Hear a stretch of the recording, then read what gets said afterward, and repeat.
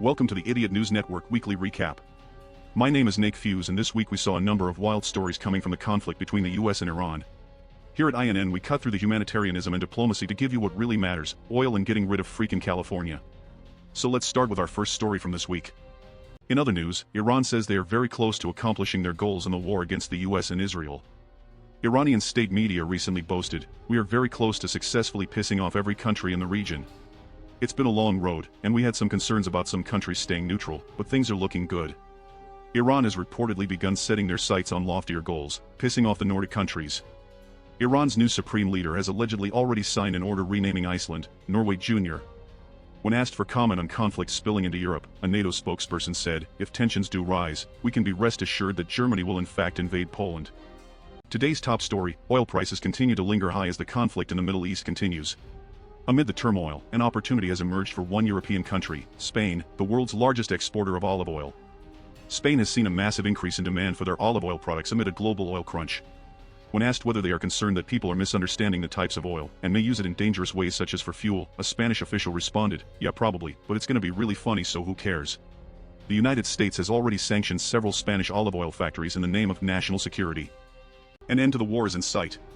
Our sources here at the Idiot News Network have confirmed that a deal is being brokered between President Trump and Iran's new supreme leader. Allegedly, Iran has offered for a massive new Trump golf course covered in gold to be opened inside its borders, over 1,000 miles long and with oil hazards instead of water hazards. They have also agreed that the new supreme leader will have the word Trump tattooed on his forehead along with a QR code to the US president's various products and businesses. In exchange, the US will halt all attacks, the Iranian supreme leader will receive a Disneyland annual pass with blackout dates, and Melania Trump will tell him good boy once over the phone. When asked if Israel will honor the deal, Prime Minister Benjamin Netanyahu reportedly laughed until he puked. Today, President Trump announced that he would allow the Iranian team to play in the 2026 World Cup in the United States. However, in response, the Iranian sports minister announced that the Iranian team would not be playing. His reason is reportedly that Americans are dirty heathens who call the sport soccer for some reason. He told reporters, "It's a ball and you use your feet. It doesn't take a frickin' genius to name the sport. I don't give a crap about all that war stuff. This is a way bigger reason to not go." Taking the place of the Iranians will be a team of all crackheads from San Francisco. Big news yesterday as the FBI warned that Iran planned to launch a drone attack on California. In response, the US government announced, "Oh man, that's terrible, oh no, we won't get there to stop it in time, oh gee whiz." Witnesses also report large mysterious bullseye targets being painted on cities like Los Angeles and San Francisco. Reportedly Iran did in fact launch a drone attack, but when American F-22s started to escort them to the west coast, they became, quote, weirded out, and turned around to fly into their own citizens. In further war news, the Strait of Hormuz has remained shut by Iran to create a bottleneck of oil, putting economic pressure on the world.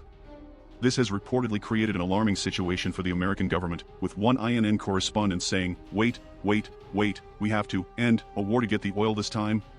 That doesn't make any sense, that's not how it works. We don't have any plans or models for this. The Pentagon is reportedly discussing whether blowing up twice as much stuff will cancel out this paradox and make the oil flow again. In other news, douchebaggery from electric vehicle owners has reached all-time highs amid the current situation.